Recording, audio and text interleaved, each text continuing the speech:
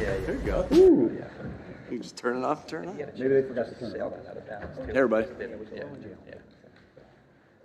Nick, after the game, you were asked about having Jalen out there in the last couple of minutes, down 23. I'm just wondering if, retrospect, a few days later, if you've rethought that or if you still feel the same way. Yeah, I feel the same way, but I understand that there's never a completely right answer there. I think I answered this. Did I answer it on the radio yesterday? I think that's right. Yeah. Basically, what I said, I'll just repeat what I said was, we scored with 5:33 left in the game. And we were still rolling there trying to, we were down 21, and we scored with 5:33. They scored at 5:16, so I didn't feel like it was that much of a difference of scoring it. Now, when it got down to 3 minutes, it's different. If they would have scored with 3 minutes left, then maybe I would have thought differently of it. But I felt like if we could get another big one, we'd be in that same scenario.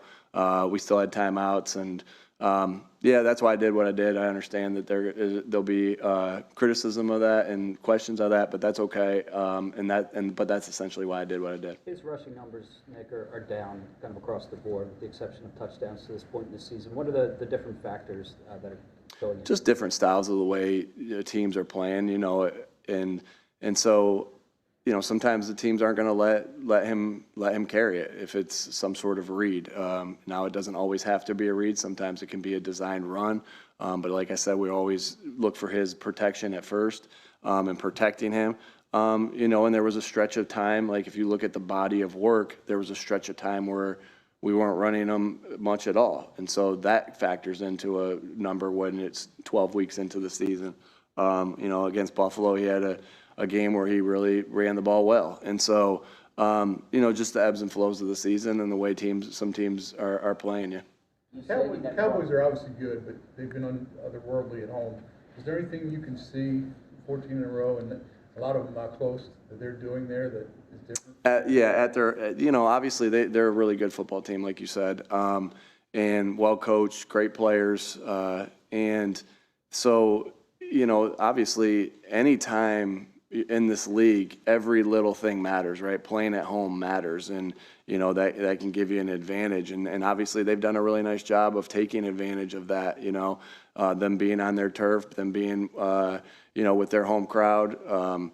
To say they're playing a different style, I wouldn't say that I notice anything like that, but. They sure as heck been really good at home, and so it'll be a challenge for us. Nick, it's probably a little more obvious what Dallas means in the passing game to everyone, but in the run game, how much have you missed his contributions? Yeah, anytime you lose a player like Dallas, like we've been without for a little bit here, you're going to be affected. And now, especially with Dallas, he's such a good player. Why is he one of the better tight ends in the NFL? Because he can. Because he's really good in the run game and he's really good in the pass game. And so, now the guys have done a good job of filling in for him, with Jack and Albert and Grant. They've done it, and Noah. They've done a good job of filling in for him. But Dallas is who he is because he's a really good player, and we'll see how this week goes with if we get him back. Nick, Josh Sweat is playing 18% more snaps this year versus last year at this time. His production is down the last 5 games, 1 sack, not many hits and pressures. Is there a correlation there, or is it just that he's playing some pretty good left tackles during that span as well? We felt like Josh obviously we didn't win the game last week, but like he's been a pretty good closer. He had a good close against Kansas City. He had a pretty good close against Dallas the week before that, and so I think sometimes, too, when you look at that number without context, and I'm not saying you are, Jeff, I'm just saying, like, when I look at that, I'm like, well, guys' snaps are up a little bit more this year. Why? Well, games have been closer this year, right? Like, there was a lot of times last year where guys were out in the fourth quarter. And so, we're obviously trying to manage all our guys' reps and for the long haul here and keep them healthy. I think that's a little bit of a product of that. And I still think, like, Josh is a real big force to be reckoned with, and he's closed. Hassan closed the game against the Rams with a big sack, and then Josh closed the game against Kansas City and Dallas. So we're always constantly managing our guys to make sure they're feeling the best that they possibly can, not only with the, the trainers and the doctors, our schedule, our strength staff, not only with that, but also their reps. So we're aware, but sometimes that is the course of the game. And when you're in those final moments of a game, like the Kansas City game, like the Dallas game, you're going to put your best guys in and help and try to help it close them out. In addition to Dallas' 14-game winning streak at home, you guys have also lost 5 in a row there dating back. The last time this organization won was 2017. I get it, you've only lived 2 of them. But as a competitor, how enticing is it to have the opportunity to break both of those streaks? Yeah, obviously I don't think you can get wrapped up in all that. Because again, like you said, a lot of the guys haven't even been there for that, and so we try not to get wrapped up in that. So because when you're wrapped up in that, you're not as focused, dialed in on the things that you gotta, be focused on. And so,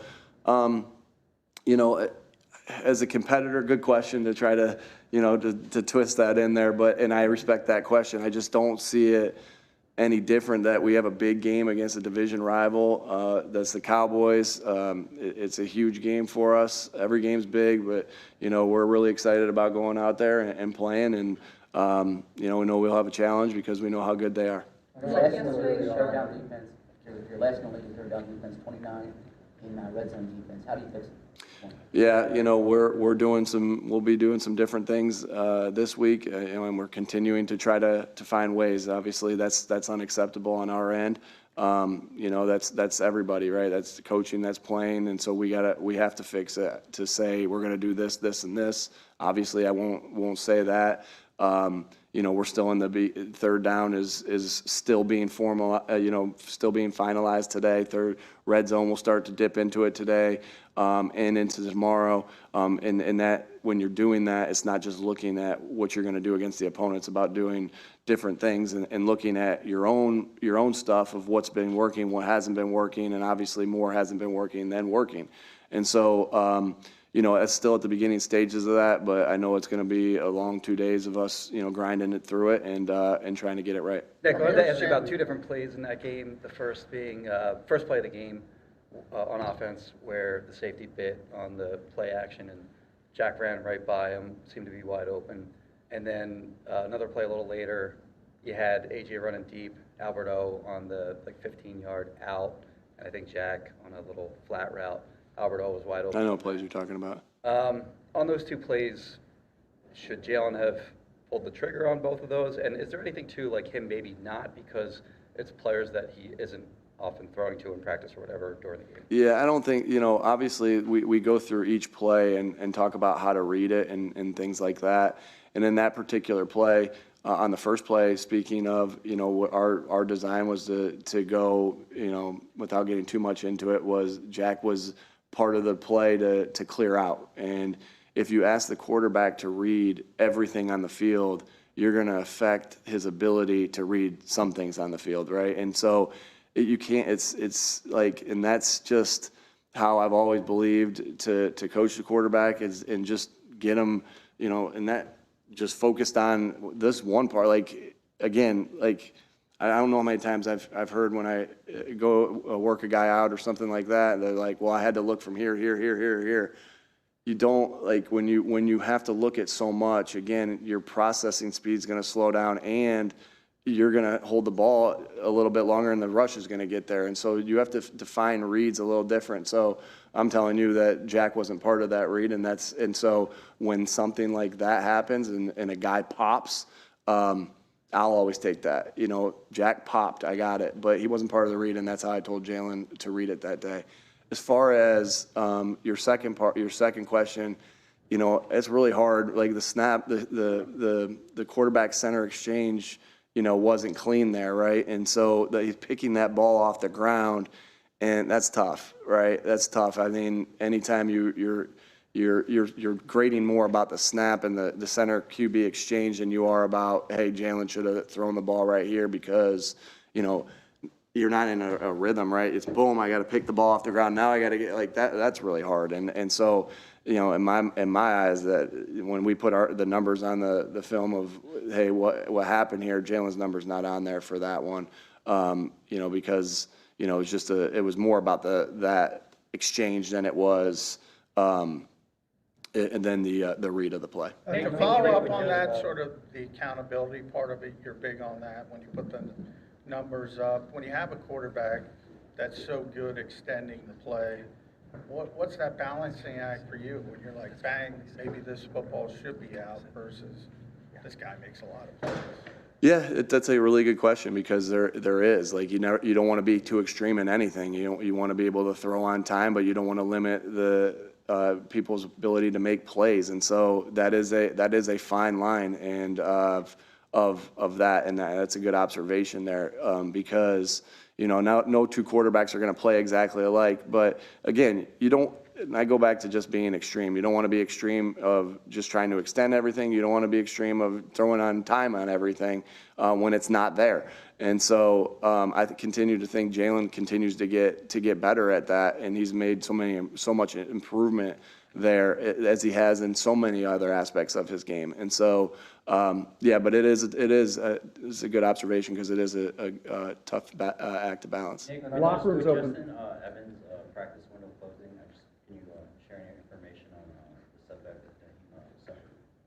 Yeah, you know, obviously he won't be back. Obviously the window is closed, and you know, sometimes that's the case. So you open it back up, and you're hopeful that somebody gets back, that they're going to get back. And in this particular case, he didn't.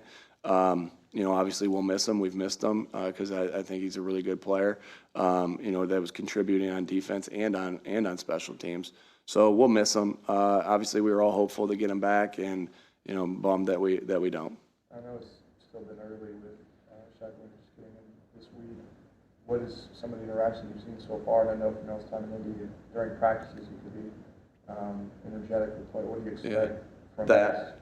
I expect that, and obviously only, you know, he was with the coaches all day yesterday with the players being off, trying to get caught up onto the defense, and only time I saw him really today was in the team meeting. I didn't really see where he was sitting, so I don't have the but I know who he is as a person, and I know he'll fit in great in this locker room with the guys, and you know, excited about that. Nick, there were a couple of fans out here this morning holding signs saying run the ball.